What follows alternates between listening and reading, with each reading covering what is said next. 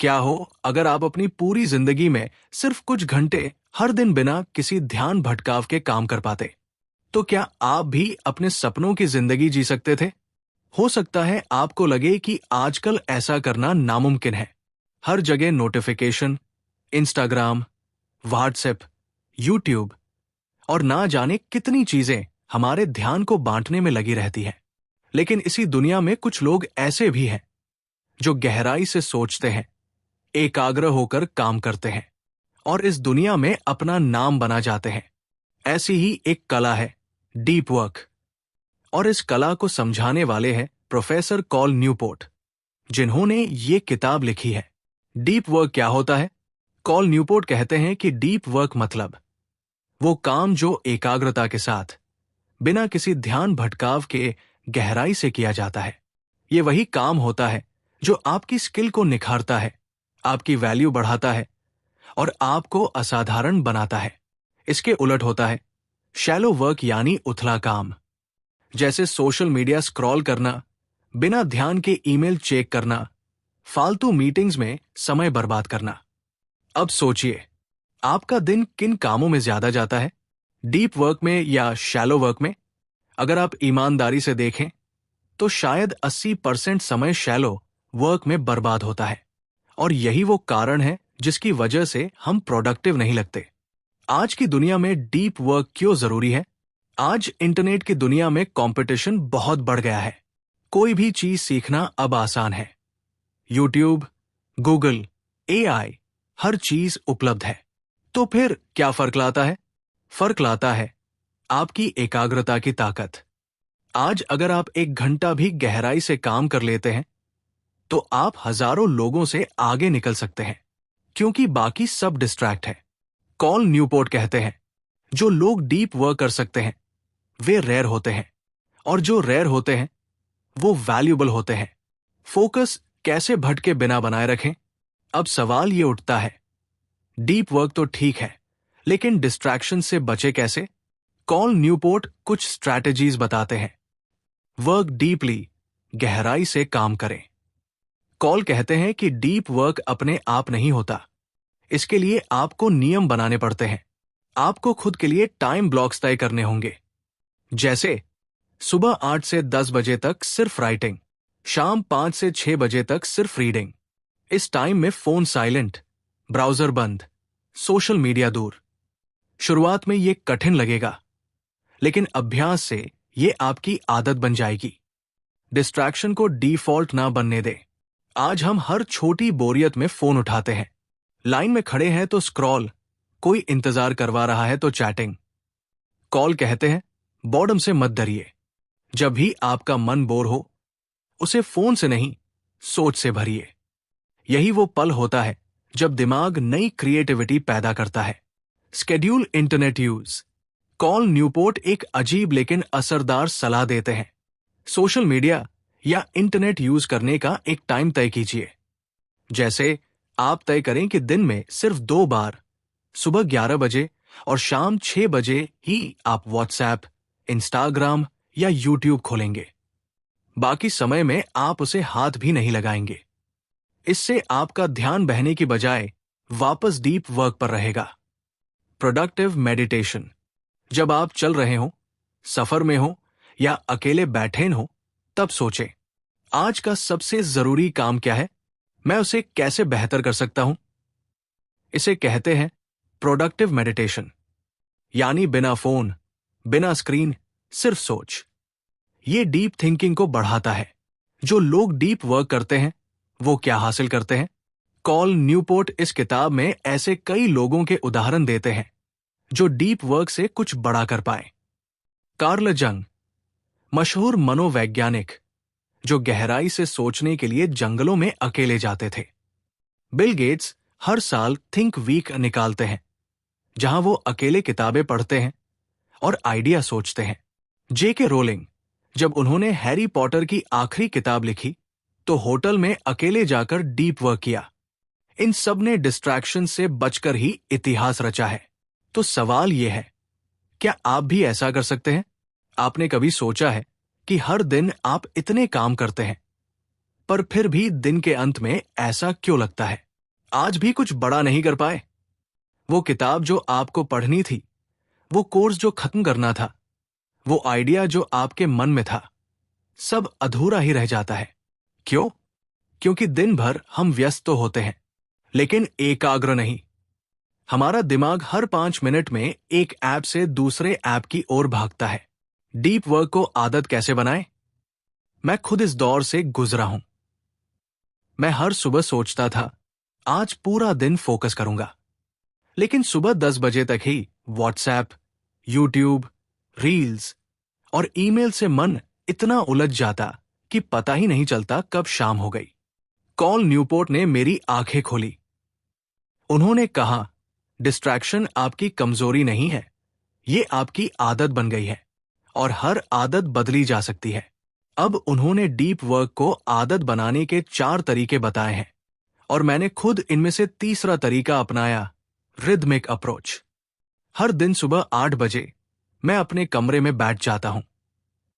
Phone बंद, wifi of और एक डायरी सामने। पहले 30 मिनट मुश्किल लगे, लेकिन एक हफ्ते के अंदर मेरा दिमाग खुद उस टाइम पर गहराई से काम करने लगा। अब वही 2 घंटे मेरे दिन का सबसे प्रोडक्टिव हिस्सा बन गए हैं। शैलो वर्क से कैसे बचें? कॉल कहते हैं, बिजी दिखना सक्सेस नहीं है। पहले मुझे भी लगता था, हर वक्त कुछ करते रहो तो सफल बनोगे। लेकिन असल में शैलो काम, छोटे छोटे टुकड़ों में बंटा हुआ ध्यान, आपके बड़े सपनों को कभी पूरा नहीं करने देता। मैंने एक दिन अपने सारे टास्क्स को 2 हिस्सों में बांटा।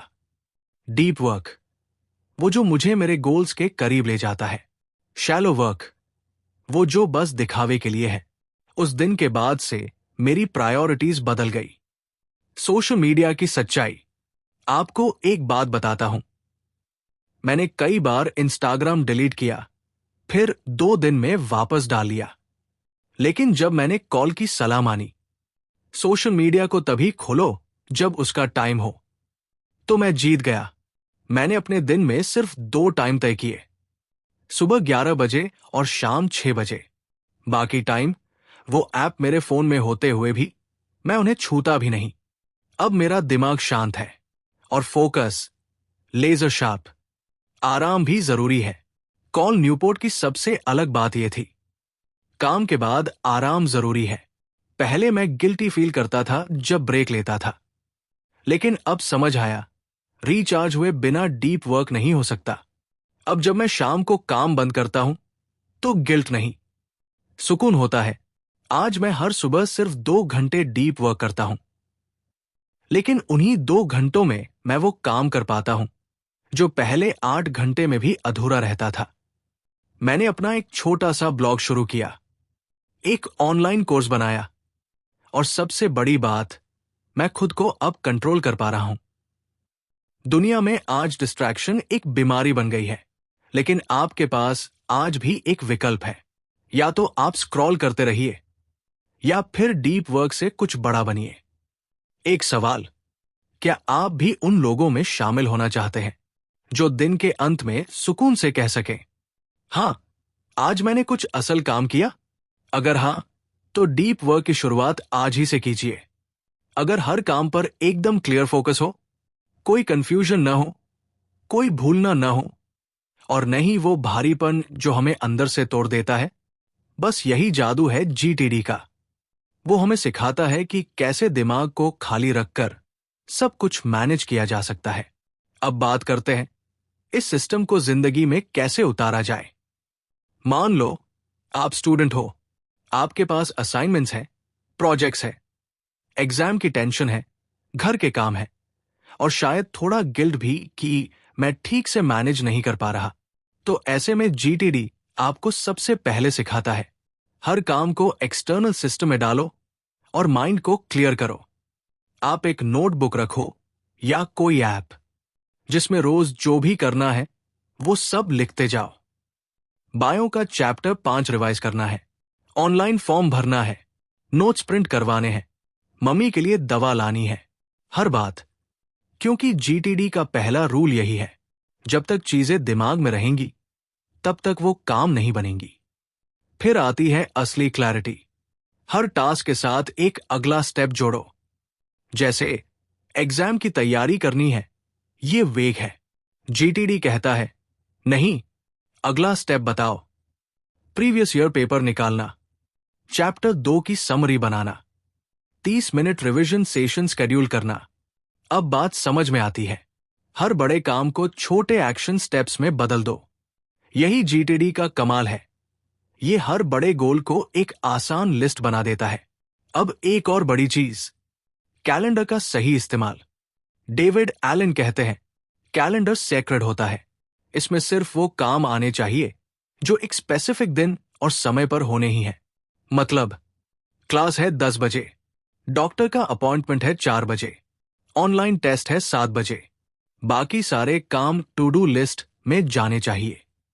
क्योंकि जब कैलेंडर में सब कुछ भर देते हैं तो हम खुद को अनट्रस्टवर्दी बना देते हैं। हम टाइम पास करने लगते हैं और फिर बोलते हैं, अरे मैं तो बहुत बिजी था। जीटीडी सिखाता है, बिजी होना काम करने से अलग है। सिर्फ रनिंग अराउंड करने से कुछ नहीं होता। आपका असली प्रोग्रेस एक्शन से आता है, वो भी क्लियर एक्शन से।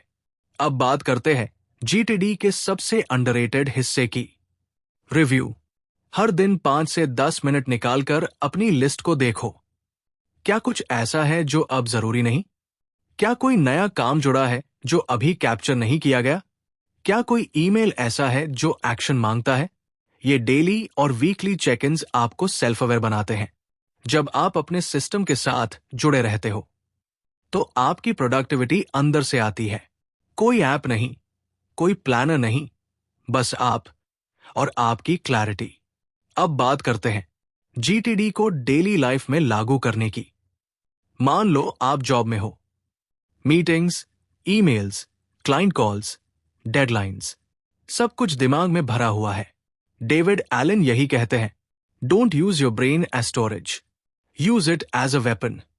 हर ईमेल का डिसीजन वही लो। इसे तुरंत रिप्लाई करना है, किसी को फॉरवर्ड करना है, रिमाइंडर लगाना है।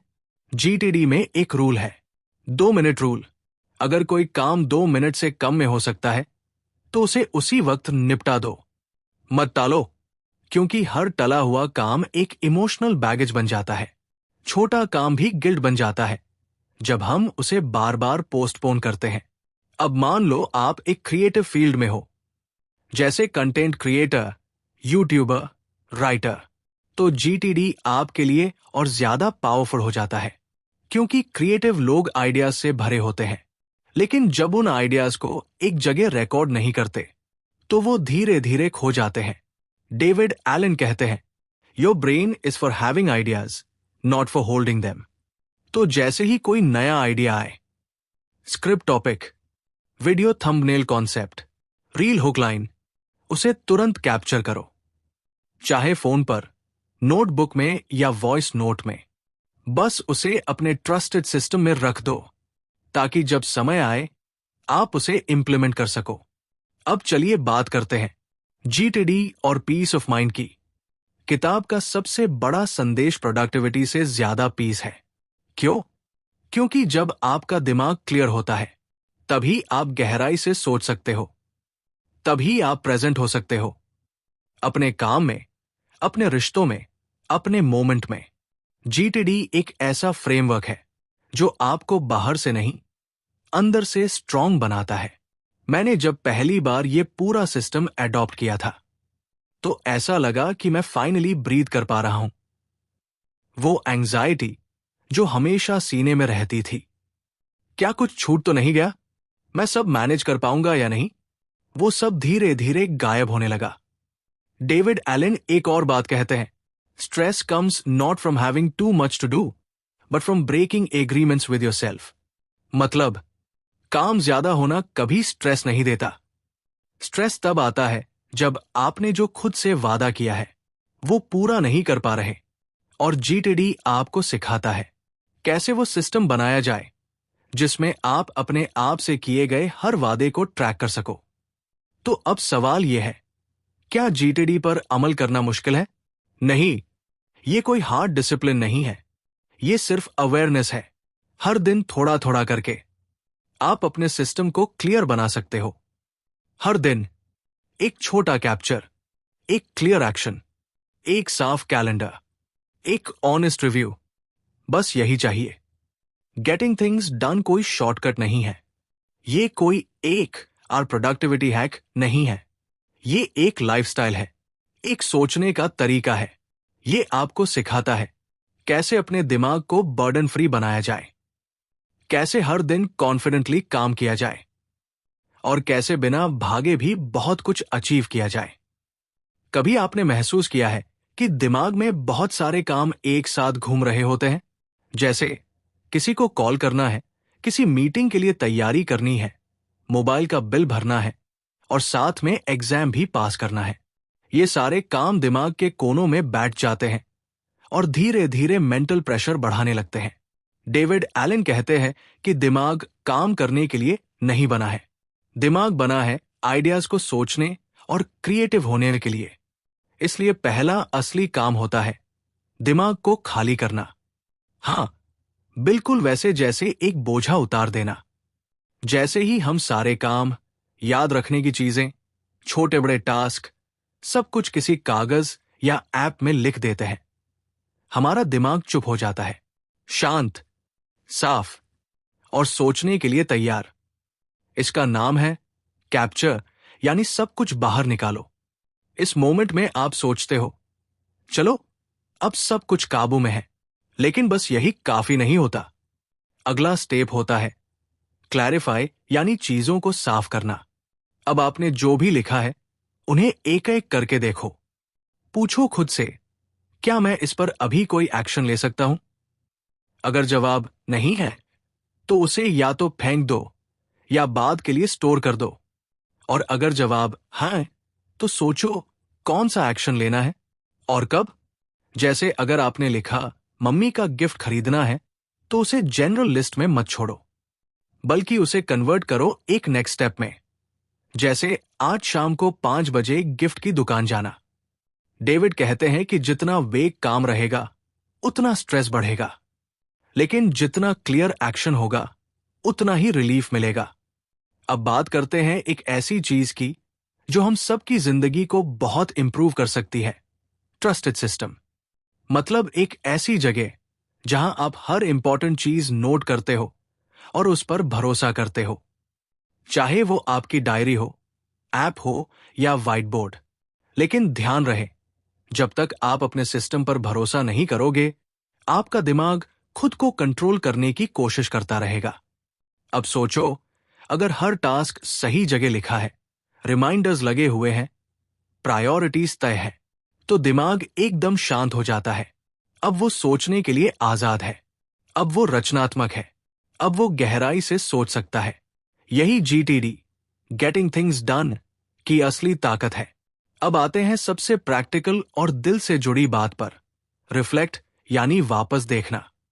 हर हफ्ते एक बार आप बैठो और पूरा सिस्टम रिव्यू करो।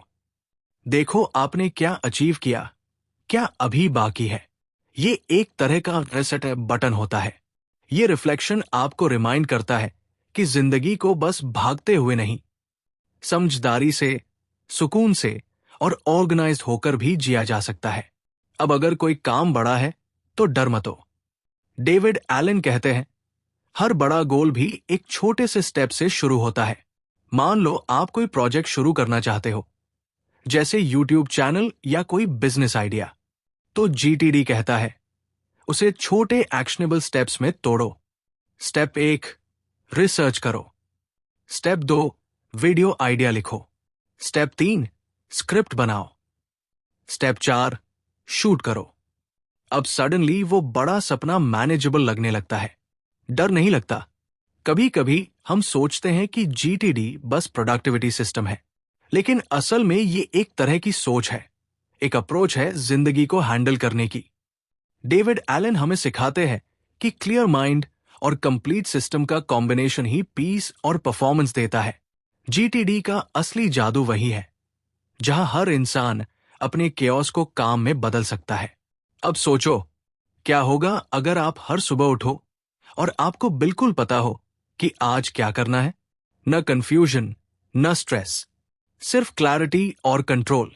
जीटीडी हमें सिखाता है कि आप चाहे स्टूडेंट हो, फ्रीलांसर, बिजनेसमैन या हाउसवाइफ, अगर आप सिस्टम बना लो और उस पर भरोसा कर लो तो हर दिन एक अचीवमेंट बन सकता है। अब ये सब सुनकर बस एक सवाल उठता है, अगर सब कुछ मुमकिन है तो हम क्यों अक्सर कुछ भी नहीं कर पाते? शायद क्योंकि हम चीजों को अपने दिमाग में रखते हैं और दिमाग उन्हें बार बार घुमाता है। लेकिन जिस दिन हम बाहर निकालकर चीजों को मैनेज करना सीख गए, उसी दिन हम वाकई कामयाब हो जाते हैं। तो दोस्तों, अब वक्त आ गया है शैलो कामों को छोड़कर रील काम पर ध्यान देने का। हर छोटे डिस्ट्रैक्शन को हटाकर हर काम को क्लियर सिस्टम में रखने का। क्योंकि जब दिमाग फ्री होता है तो दिल से काम निकलता है। जो अपने माइंड को मैनेज करना सीख जाता है वो पूरी दुनिया को मैनेज कर सकता है। और जाते जाते एक सवाल, आपकी लाइफ का सबसे अधूरा पड़ा काम कौन सा है और क्या आपने उसे कभी सिस्टम में डाला? कमेंट बॉक्स आपका है, दिल से जवाब देना। अगर ये वीडियो आपको अच्छा लगा हो तो लाइक जरूर करना। अगर आप भी अपनी लाइफ को ज्यादा ऑर्गेनाइज्ड, क्लियर और स्ट्रेस फ्री बनाना चाहते हो तो इसे दूसरों के साथ शेयर करो। और ऐसे ही और पावरफुल ऑडियो बुक वीडियोस के लिए ऑडियो बुक लेजेंड को सब्सक्राइब करना मत भूलना। और याद रखना, काम वही असली है जो दिमाग को खाली रखकर किया जाए। क्योंकि जब दिमाग हल्का होता है तब हम भारी काम भी हल्के दिल से कर पाते हैं। फिर मुलाकात होगी एक नई सोच और नई किताब के साथ।